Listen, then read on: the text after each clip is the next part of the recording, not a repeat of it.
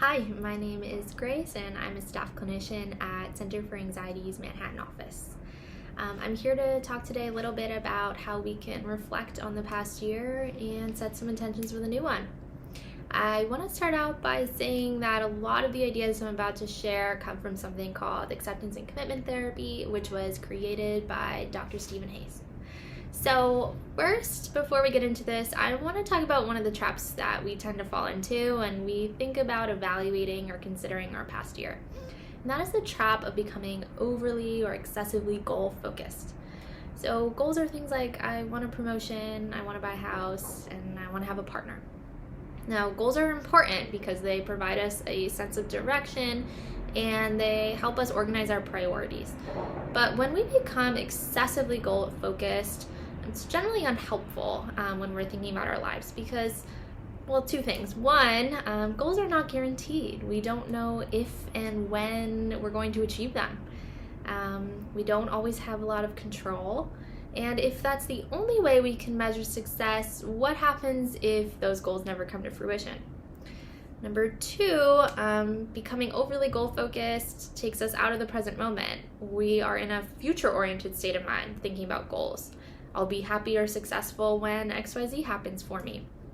But what do we do about the day-to-day? How do we make that rich and meaningful?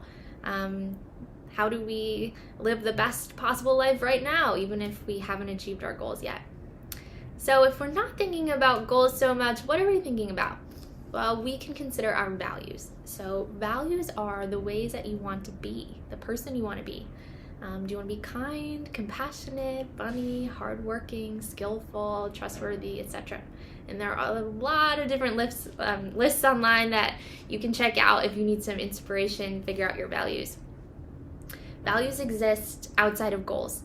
It doesn't matter if you've met your goal, you can still live that value. So you can be hardworking even if you don't have your dream job, and you can be loving even if you aren't in a relationship.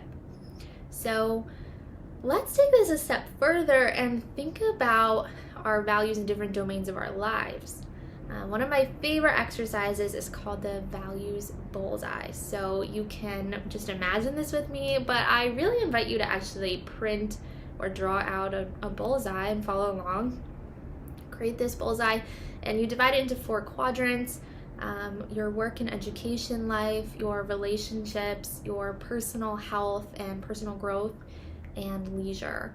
And then you think about your values in each of these 4 areas, and you take a moment and you consider how close to the center you might be. So in other words, how closely have you been living to your values in each of these domains?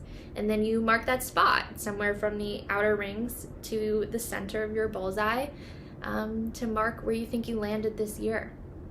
Now, I want to take a moment because I think it's important to acknowledge that when we engage in self-reflection, many difficult thoughts and feelings can come up, and this is normal for all of us.